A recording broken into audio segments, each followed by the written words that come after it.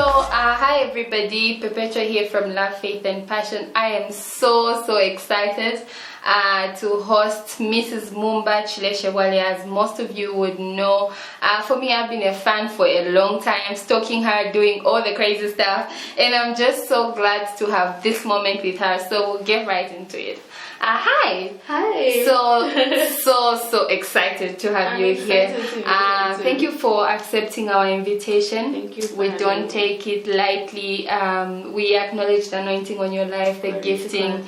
Yeah, we acknowledge it. So I'll just get right into it. What is it like being Mrs Mumba? It's a very interesting question. It's one of the most amazing journeys I've ever been on. My husband is such a gentle, kind, and passionate person. He makes submission easy. Wow. Because of the way he loves God, and him being my friend. You know, we before we got into courtship, we had a few months of friendship, where it was just very platonic. So we've developed that and allowed it to. We maintained that and grown it into our marriage. So being Mrs Mumba is very fun. Okay, so I'm so excited to hear about how you met. How did you meet? You can tell us all the juicy stuff. We want to hear it all. Okay, this is one of my favorite stories to tell. Even my husband will always be like, she'll tell you.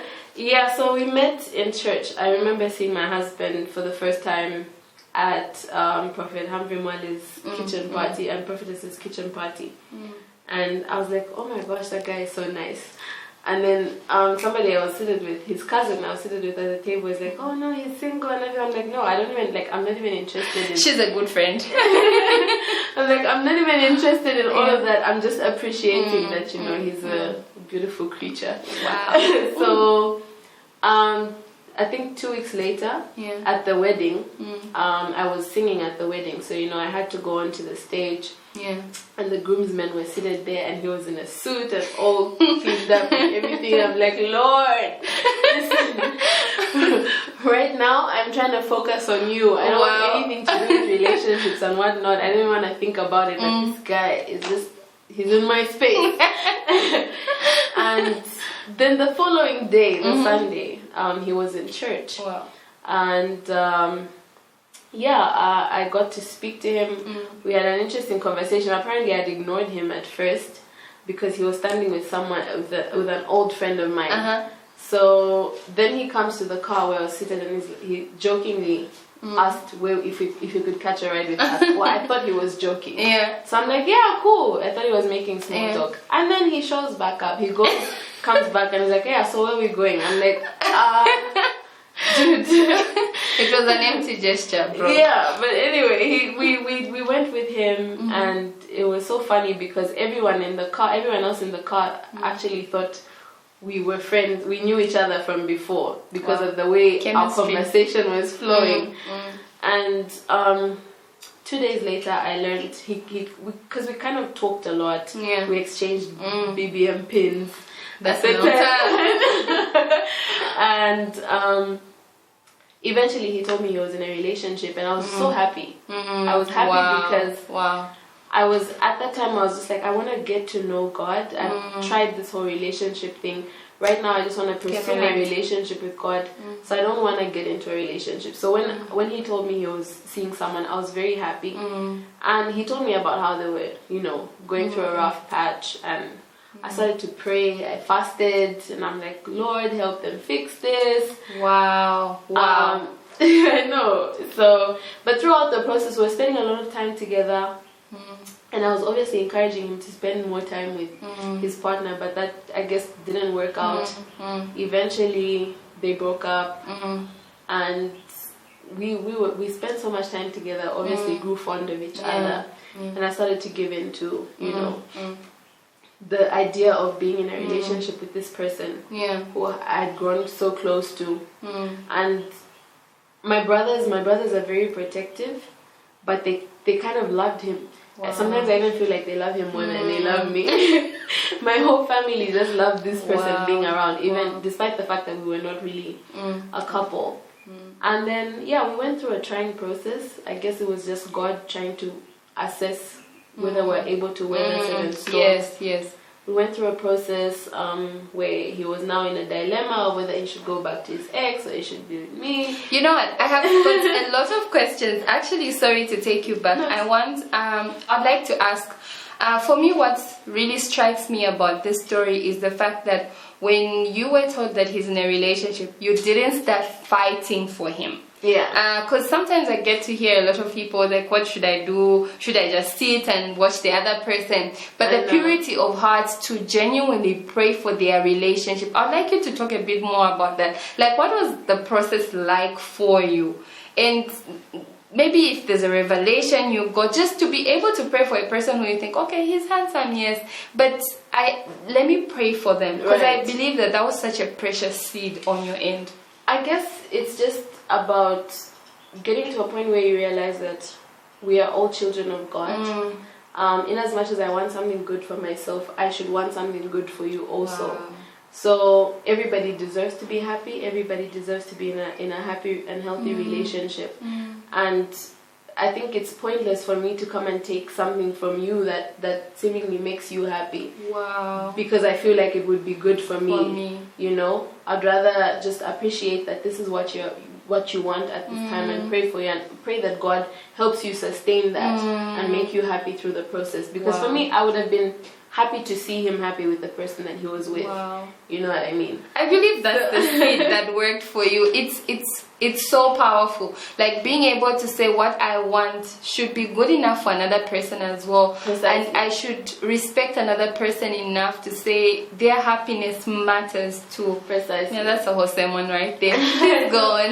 Yeah, so after going through that process, I mean, I had a lot of dreams, and it's a whole long story. Yeah. I had a lot of dreams about, you know, what would happen next and things like that, and everything was literally coming to pass. Everything was unfolding. Divine intervention. I remember having one dream where he was with my family. We were at an event with my family, and he was speaking to everyone and laughing and having fun with my family, but he wasn't talking to me. Wow. There was some form of friction. And funny enough, we went to a wedding in Ndola actually, and he was all bubbly and everything with everyone else, but he wasn't really talking to me because he was still going through that whole like dilemma thing. And I'm like, why did you even show up? You know, like, this is my family's wedding. Why did you even come if you're not gonna be talking to me?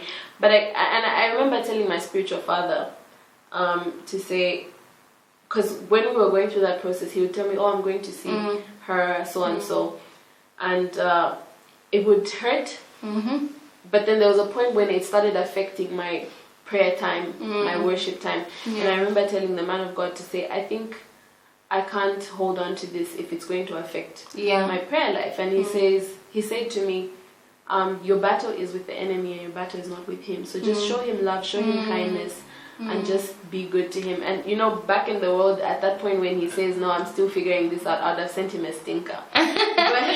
but God was literally teaching me patience, kindness, long-suffering, gentleness, all those things. He was literally teaching me how to be kind throughout. So no matter how bad it would hurt me, I'll still go back to him and check up and say, how are you doing? How's your day? Have you eaten? Have you know? And he'll literally reply and say, oh yeah, I'm going to see my ex. And I'm like, Lord. You know, wow. Yeah, but I'd still kneel down and pray for him. And then I guess at some point he realized where he wanted to be, what he wanted to, who he wanted to be with. And he came to me and he said, I've been assessing, you know, everything that's been happening around me, and I've been praying about it with God, and I want to spend the rest of my life with you. Wow. And we met in May. This was early September. Wow. Late August. So 5th of September we were prayed for, we were ushered into courtship. And 2 years later, the exact same date, 5th September 2015, we got married. Wow, that is so beautiful. But you know, also one thing that strikes me again is the fact that you took your struggle to God. I mean, there are a lot of young ladies out there who feel like, I believe that this is the one. this is the man for me, this is it. But then it doesn't look like that. And personally, I can relate, because when Pastor Rudolph and I were getting to know each other, he was in a relationship. And I remember one of the things that I was so confident of is that whatever was going to happen in that period, God's will was going to still happen. So he spoke to me, I think, once, and then one time he came to tell me, he's like, look, I'm in a relationship, I can talk to you right now, and stuff like that. Then I didn't know what was going on in the back. So he went, and then he says this person sent him a message and said, look, I have to let you go. And she believes that God spoke to her in that regard. And now, for me, he had told me that, look, I can talk to you right now, even when he was single. So he told me, I can't talk to you right now, I'm still trying to figure things out.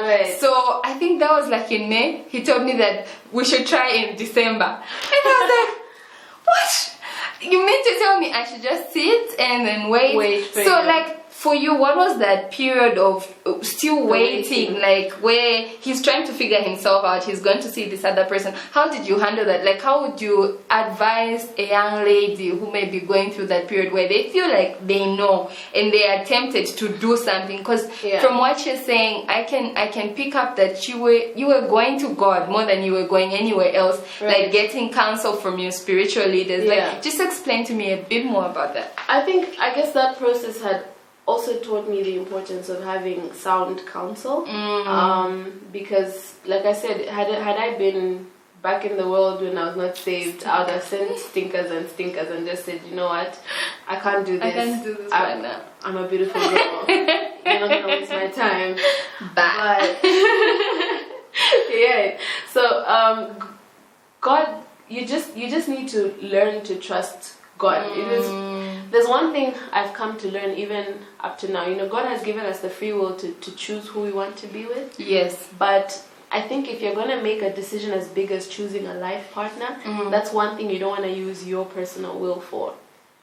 It's one area where you just need to say, God, you decide for me, you know. You position me correctly for the right person. Because had I been with the wrong person, it would have totally affected my ministry. My husband is very supportive of my ministry. There's nights when I get home really late, you know, and I've seen people who really frown at that, and they're just like, why? You know, there's times I've had to travel and I've had to leave the baby. There are people who get frustrated about that, but my husband totally understands, even if it means getting up and that I'll be out the whole day and I'm not able to be home, because he knows that my responsibility is to God first before that's so powerful. I can get to him, you know.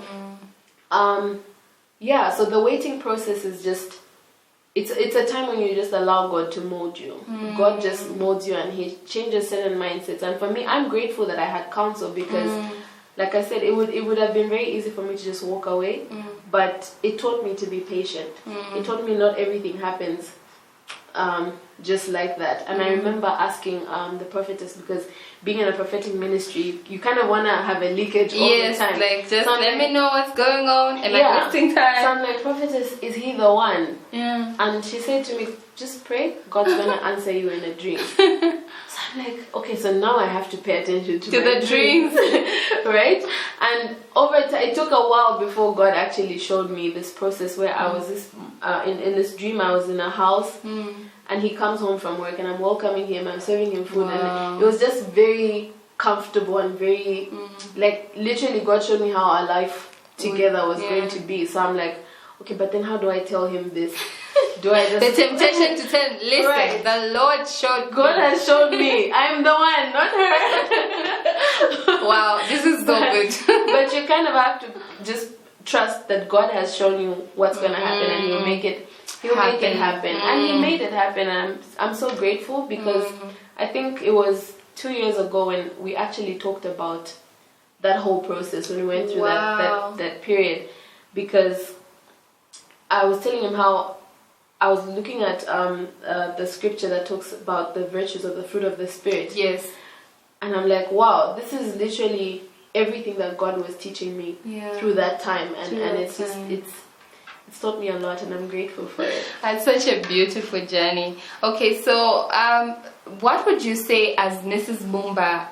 Okay, I'm tempted. I'm really tempted. There's something that you said in the back before the interview about your perception of marriage before, because I think sometimes we look at people, like for me, like when I looked at you, following you over the years, I just thought, she's perfect. Everything is working out for her, you know. Yeah. Like even just seeing you with your husband, it's so beautiful to watch. Like I remember watching that video of you guys dancing, and like they're just they're just so happy. But have you always had a healthy perception of marriage? No, you know what's funny about that particular video? Before I get into answering your question, is we just arrived at Thursday Fellowship in Kalundu, Tuesday Fellowship in Kalundu, and before that, when we were leaving home, we had this little, like a minor argument about how he wasn't ready. He says, no, I'm ready to go. Then when transport arrived, I'm like, we need to go. And he's like, no, I'll find you. And then I'm like, no, but you're delaying and whatnot. And there was a little bit of a friction there. Yeah. Eventually we got into the car, and somehow we just laughed about everything that had happened before. Yeah. And we got out of the car, music is playing, we just started dancing. And we even talked about it, how, you know, sometimes little things can be carried over and turned into big things. But we're able to just move past that and still be us and still be friends with each other. Sorry, I forgot the question. The question is, have you always had a healthy perception of marriage? Right. No. When I was growing up, for some time I did think, okay, this is the life. You grow up, you get married. You live happily ever after. But then as I started to grow, I started to notice the challenges that people go through in marriage. You start to hear about people having children outside their marriages. You start to hear about infidelity and all of that. Yeah. And when I was around 6-7 years old, I was molested by a very close relative. Wow. And that kind of just made me very guarded towards giving my heart out. And I don't know if my parents have ever heard this testimony. I remember being in high school and just, you know, hearing how my friends would go, they would be dating, they'll be in a relationship, they lose their virginity to a person, and then they would be broken hearted after that, because they're like, oh, I gave myself to this person. So for me, I decided to sort of like own it and just be like, listen, find someone to sort of like get this out of the way and not be emotionally attached. Wow. And I carried that mindset. I carried that mindset into every relationship I'd get into. I'd want to have the power so that I don't get hurt by the person. So if someone started to be very nice to me, I remember one guy, I broke up with him on Valentine's Day because I felt like, why are you being nice to me? You're probably you know, trying to take advantage of me, or trying to do something. It took a while for me to kind of change my mindset. And I went through from one bad relationship to another, and at some point, I remember what really made me make the decision to not want to get married was when I had been in a relationship for about 1 year and 7 months, then discover the person is getting married to someone else. So I'm like, okay, no. I'm not doing this. I'm gonna find a random guy, have a child, and love that I can so relate. I believe that me and my ex were gonna have a love baby, and then I'll be a single mom. He'll go on with his life. That's what I wanted. I said, this is what I'm gonna do. I'm good. Wow. And the lies of the enemy. Yeah. But God found me, and I'm really grateful because He positioned me under a happily married couple. And these are people who will give you counsel, but still tell you about the challenges of marriage and how to work through them. Yeah. So my perception started to change after I saw that. Yes. My mindset started to change after I saw that, and I started to believe that anything is possible with God. And then when I also learned that God is love, and someone cannot love you unless they know God. Wow, that's so powerful. That now made me think I need to get married to someone who loves God. Who loves God. And I had drawn that line. If I'm going to get married, I'm not going to get married to just any man. It has to be someone who truly loves God.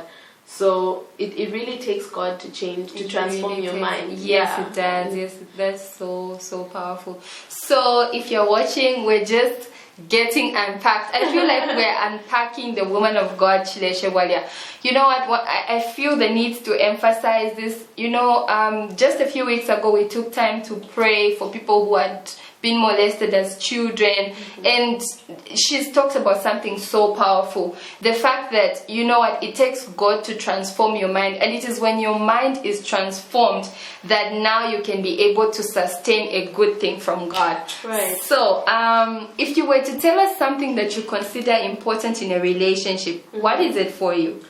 One of the most important things for me is communication and forgiveness, but I'll talk more on communication, because it's one thing to say communication, meaning let's bring up whatever we have to say, but we don't really get into the details of how to communicate. People will tell you communication is important, communicate, but they don't tell you I've heard that so how many should times. you communicate. Yeah. One of the things, I remember reading a book and it was talking about how when you're approaching your husband, for instance, if you're constantly going with the mindset of I don't like what you did, I don't like how you're behaving, so basically you're taking yourself as an individual out of the marriage and blaming the other person for causing havoc in the marriage. But if you go to your partner and say, it would be good for our relationship if we avoided doing certain things. Precisely. So you're taking ownership and responsibility for the both of you without blaming the other person. Because what saying I don't like what you are doing is you're creating an environment for that person to now be defensive. I'm slain. You create an environment for your partner to become defensive, so automatically it's going to be like, no, but you also do this, and I don't like that. You also do this. So but if the focus is not the individuals, the focus is the marriage. You're gonna go with a certain level of respect to say, listen, maybe for example, let's take for example a husband who likes to shout at the wife. Yeah. If you go and say, it would be good for a marriage if we spoke to each other kindly. It's not saying you are mean to me. It's like maybe I've also been mean to you. So, but if we treated each other with kindness, it would be better for our marriage. So it's not just about what makes me happy. It's about what's going to make us happy. I love your approach on communication. I actually have never heard it explained like that. Of course, you know, like sometimes when you want to communicate, we are taught that you talk to your friend, make them know how you're feeling. But honestly, this is a new approach to me, and I absolutely love it. I'd just like for you to talk a bit more about it. Okay, yeah. So one other thing that I've come to learn when it comes to communication is, especially in marriages, is we spend so much time highlighting each other's negatives that we don't really pay attention to. You didn't pick up the towel. You didn't. Right. You left your shoes and there. Also, how you express that is important, because it's okay to it's okay. It's understandable that you get frustrated that 365 days of the year someone is throwing the towel on the floor, but how are you going to approach your partner? Are you just going to go, listen, I'm tired of you doing this and whatnot? It's better to go to them and say, listen, I love you, and you're a great husband. You do so much for us. I appreciate it. What you're doing is you're basically highlighting the good things about them. You're boosting the ego, because men are about ego, especially. But it's the same thing even with women. It's an approach that both men and women can take, but you kind of you don't go to, because what we hear when someone expresses something negative is that they don't appreciate everything else. It's an attack. But if you go with the approach of first highlighting the positives before you can express what is bad, they'll realize that you appreciate them so much, but this one thing is actually affecting your relationship. So it will be easier for them to actually make an effort to change that and also receive the information better. Wow. Because in the moment of being attacked, it's like, oh, nothing else matters right now. She's basically just saying, I'm lazy, I'm a bad person, I don't help and whatnot. But if you say, listen, I know you work hard, I know you get tired, I would appreciate it if you just helped me put the towel even on the bed so I can come and fold it. Just don't throw it on the floor. Right. I really like that approach. Anyway, so like you're Chileshe Bwalya. You know, but also from what I have noticed about you from a distance, I could be wrong. You seem like a very grounded wife. For me, I would like to understand how you have handled being celebrated out there and how you have handled as your God-given role as a wife. Because as wives, we are called to submit, you know, and our husbands are called to love us as Christ loved the church. So how have you managed to be grounded in the way that you are? And if you're comfortable, I would like to hear your take on submission. Okay, how I've managed to be grounded. I'm not a wife without flaws. I do have my flaws, and I am a work in progress. But I think what's helped me is just understanding that my role as a wife is also ministry. It's service to God. So if I approach it that way, then I know that whatever I'm doing, however I'm treating my husband, is a reflection of my relationship with God that helps me carry that everywhere that I go. You know, so and like I said, having the right counsel is very important, because it's one thing to be counseled by a married couple, but it's another thing to be counseled by a couple that is actually married and following the principles, biblical principles. That's fun. So I have people that I can go to when I have an issue with myself, and also even with my partner, who are not going to go to him or make him look bad or make it a public spectacle and whatever. if I can't handle it with my husband, that is. So that helps me really, and also just having an understanding. Like I said, communication. I always ask my husband to say, are you okay with this? Are you happy with this? Even when I'm being invited for events, I have the right to say yes to whatever I want to say yes to, but I still approach him and say, are you comfortable with me doing this? It's going to be at such and such a time. Are you okay with it? Then that kind of helps us balance even in our relationship, because then he'll know that, okay, do you need me to help you cook on this day? Do you need me to help you do this and that? This is an oh moment. So yeah, that's kind of how I stay grounded, and just knowing where you're coming from, because at the end of the day, the world will celebrate you today. If you mess up tomorrow, the world will hate you, and the people at home are the ones that are going to be there for you. So for me, the seed is planted in the home, and whatever I have there is what I take out and give out to the rest of the world. My take on submission, it's very key for me, you know, and I know a lot of feminists don't really like my opinion a lot of times, because I feel like it's one thing to support women's rights and women empowerment and women being, you know, raised, but it's another thing to omit the role that God has given a woman biblically as a wife. Because the Bible says, wives submit to your husbands as unto Christ. So most times I've heard women talk about how, you know, as a woman, if I'm working, if I have this, I have that. Why should I go home and, you know, kneel down to a man or whatever, and all of those things. I mean, there's different ways. There's different ways that we express respect to our partners, but I think once you omit the role that God has given you as a woman, you can go out there and be strong and be powerful and whatever, but you have to present yourself a certain way to your husband. Even Queen Esther, before she went and approached her husband, she had to make sure she was dressed appropriately for that environment. She had to make sure that she had the right demeanor, and that's what caused her to be allowed at a time when the king was not even allowed to see anybody, you know. But we like to assume, like the world has turned that around and made it look like it's slavery of some sort. Dominant. But it's a two-way street. You submit to your husband as unto Christ, he will love you as Christ loves the church. And it's as simple as that. I mean, it's not an easy thing to do, but then if you put your mind and your heart to it, and your mind and your heart to loving God, because ultimately how you serve your partner is service to God. And even the Bible tells us that whatever we do, whether it's your job, whether it's just relationships or whatever, do it as unto God.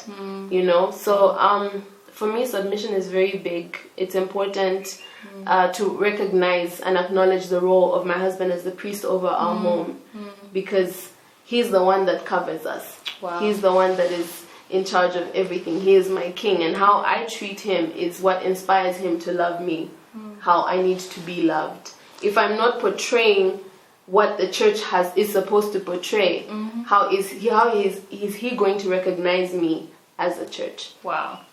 That is such a loaded answer. So anyway, finally, we've been doing a series called Stretched and Marked, and I just thought, well, I might as well take this opportunity. So, what would your advice be about parenthood, or even if you want to take it in the direction of how parenthood has been for you, like, what would you say? Don't have many babies. No, I'm kidding. I'm kidding.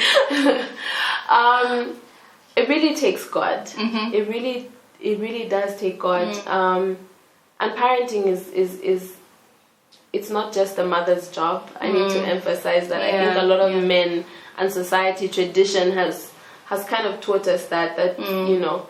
I'll give an example of how growing up we were kind of like from a certain age up to maybe say puberty. There's a way I would relate with my dad where after puberty that relationship kind of breaks, and then now you're kind of confused, like, dude, we used to be buddies, we used to talk and laugh, and now all of a sudden you're just a man in the house. We kind of have a different. Most children have more of a relationship with their mothers than they do with their fathers. So I think it's important to just ask for God's guidance, and as you build your relationship as a couple, it's important to communicate on what your expectations are with regards to the child's needs, with regards to taking care of the child. I'll give an example of how I'm the more strict and stern. My husband is the softer one. I'm the bad cop. He's the good cop. And so we've had to talk about how, you know, I had to sit him down and tell him we need to have one voice as parents, because sometimes our son will come to me and I'll say no, and he goes to his dad and his dad says yes. So I'm like, we're kind of showing him some form of division, and he will try and manipulate that and use it against us. And it can eventually cause friction between us. So but parenting really, it's you need to pray over your children every day. You need to pray over their character, over their friends, who they're going to be around, against peer pressure and all of those things, no matter how young they are. It's like a daily prayer.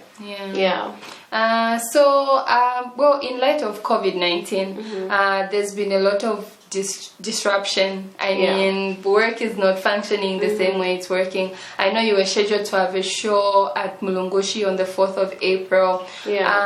How has been the transition for you as an artist, a person who had been booked for a number of shows, and also as a family? What adjustments have you made in this season? In the beginning, to be honest, it was a bit stressful, and but then I know I've learned to understand myself and know that I get anxious very easily.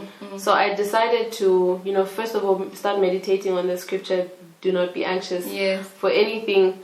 Made it a constant prayer for myself, and also I started to avoid like the news, the negative news and all of that, just to keep myself from getting scared and you know. But on the other side, where events are cancelled, I chose just to just say, Lord, you take care of whatever needs that we have, because my husband is in school. Obviously, he had to come back because the school closed. And one of the things I really appreciate is that, and as much as he comes back for holiday, and I've been with him obviously for the last 4 or 5 years, we do spend time together. But we've kind of learned to actually appreciate quality time. Because, like, yes, he'll come home over the holidays, but he'll be busy. He'll go out. He'll go hang out with his friends and whatnot, but then now we're sort of kind of forced to be around each other, and we're utilizing that time to kind of learn each other a bit more. And it's I really appreciate it in a sense. I've chosen to look at the silver lining of all of it, because it's kind of helped us to understand what quality time really is. Wow. Rather than just being in the same room, being in the same house. We've scheduled our time, like movie time, prayer time, and spending more time with Judah together. It's crazy. It's a crazy time because you just don't know what's going to happen, when he's going to have to go back. Yes. But I'm appreciating this time because it's also helping me look back at like business plans. Spend time on checking myself, do some introspection, which is what I'm really encouraging a lot of people to do. Also, it's in as much as there's so much chaos going on, there's so much uncertainty, and I actually put up a post yesterday on my status to say, in the midst of all of this uncertainty, one thing I'm sure of is that God is good. So at the end of the day, when all things go back to normal, what is your relationship with God going to be like? Is it going to be enhanced, or are you going to have to start from scratch? Yes, we don't have to be in church, but does that mean God that no longer exists in your life? Because that now is the time to assess your relationship with God. Because there's some people who really only depend on the Sunday service because everybody else is there. Precisely. So we've decided to utilize this time to just kind of grow closer to each other, to our son, and to God. Alright everybody, thank you so much for joining us today. If you're new to our channel, please subscribe. Remember to leave us a comment, like, share, invite your friends to watch this very loaded video. I was so excited to have this lady on this show. So we look forward to more sessions with them. When I say them, we're looking forward to hosting her and the husband. Thank you so much. Bye.